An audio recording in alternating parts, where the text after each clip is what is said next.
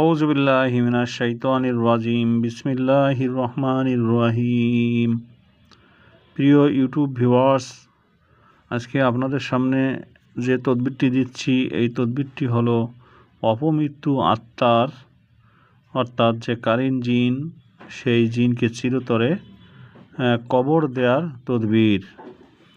আপনারা জেনে থাকবেন অনেক সময় জিনে ধরা রোগী সেই মরা মানুষের নাম বলে, মৃত্যু ব্যক্তির নাম বলে। সেই মৃত্যু ব্যক্তিগুলো অপমৃত্যু হতে পারে বিষ খেয়ে বা আত্মহত্যা করে বা ফাঁস দিয়ে বা দুর্ঘটনাজনিত কারণে বা অগ্নিতে পুড়ে বা অ্যাক্সিডেন্ট বা খুন করে খুনের মারা যায়। অনেক সময় সেই সমস্ত ব্যক্তির নাম বলে ওই জিন শয়তানরা। রোগীর উপর যখন ভর হয় তখন তাদের নাম বলে মানুষকে কি করে, বিভ্রান্ত করে। আপনারা জেনে রাখবেন এই মরা মানুষটা কখনো জিন বা ভূত হয় না। অর্থাৎ ওই মানুষটা পৃথিবীতে যখন জন্ম নিয়েছে তারপর থেকে মহান রব্বুল আলামিন তার পিছনে কারিন নামে শয়তান জিনকে তার পিছনে লেলিয়ে দেওয়া রয়েছে। প্রত্যেক মানুষের সাথে একজন করে কারিন জিন রয়েছে। সেই মানুষটি যদি আত্মহত্যা করে নিজে অপমৃত্যুতে মৃত্যুবরণ করে বা তার কর্মক্রিয়া ভালো না রেখে, আমল ভালো না রেখে মৃত্যুবরণ করে, তাহলে সেই কারিন জিনটি দুনিয়ার বুকে তার নামে বিভ্রান্ত ছড়িয়ে বেড়ায়। আর সেটাই হলো কারিন জিন। আর সেটা কোনো মানুষের সাথে বা রোগীর ওপর ভর হয়ে অ্যাটাচড হয়, সেই রুহের সাথে রুহ অ্যাটাচড হয়ে সেই কারিন শয়তানটা কথা বলে। সেই কারিন শয়তানটা তাড়ানো কিন্তু অনেক সময় খুব কঠিন হয়ে যায় যদি সেটা বিষ খেয়ে মরে বা ফাঁস দিয়ে মরে। সেক্ষেত্রে খুব কঠিন হয়ে যায়। এই শয়তানটাকে চিরতরে সেই কবরের মধ্যে দাফন করা প্রয়োজন। আপনারা জানেন যে শয়তানের কখনো মৃত্যু নাই, তারা মৃত্যু হয় না। আল্লাহর ইচ্ছা ছাড়া কোনো জিনের মৃত্যু, কোনো শয়তানের মৃত্যু হয় না। কিন্তু জিনের মৃত্যু আছে। কিন্তু শয়তান জিনদেরকে দেখতে পায়, আবার জিন কিন্তু শয়তানকে দেখতে পায় না। এটা মনে রাখবেন। এটা আমি বললাম, একটা কিতাব আছে হজরত জালালউদ্দিন সুয়ুতী রহমতুল্লাহ আলাই এবং আশরাফ আলী থানভী রহমতুল্লাহ আলাইয়ের লেখা কিতাবের মধ্যে এর বর্ণনা রয়েছে, আপনারা পড়তে পারেন।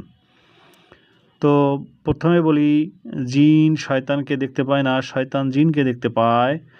আর এই অপমৃত্যু আত্মাগুলো সেই শয়তানের দোসর হয়ে যায়।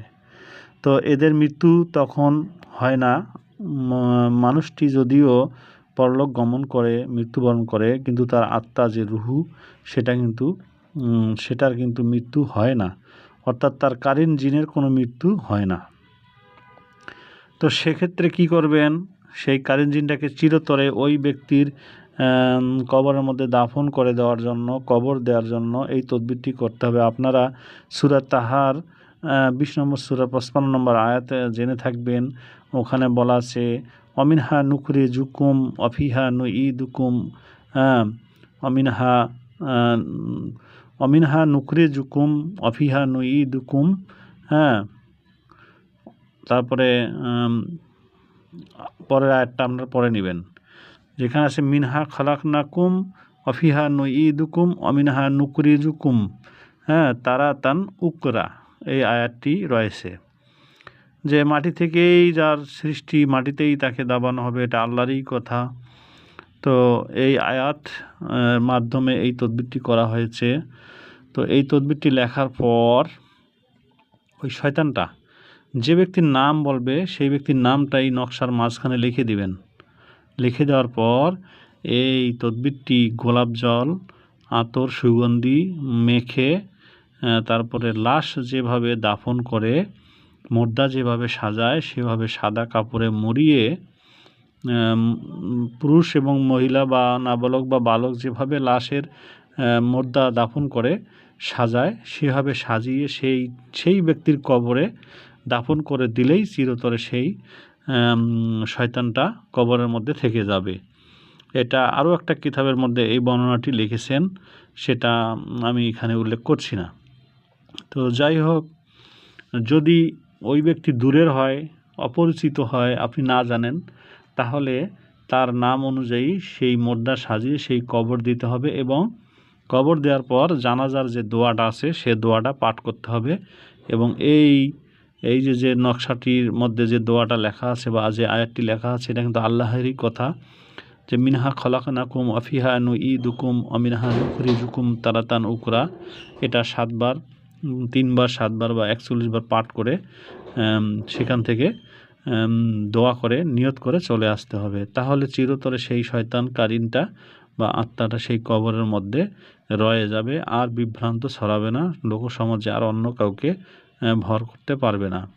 তো এটাই ছিল আজকের তদবির। ধন্যবাদ। সকলেই ভালো থাকবেন, সুস্থ থাকবেন। আমার চ্যানেলটি ভালো লাগলে সাথে থাকুন, সঙ্গে থাকুন, কমেন্ট করুন নতুন নতুন ভিডিও পাওয়ার জন্য। আসসালামু আলাইকুম রহমতুল্লাহ বারাকাতুহু।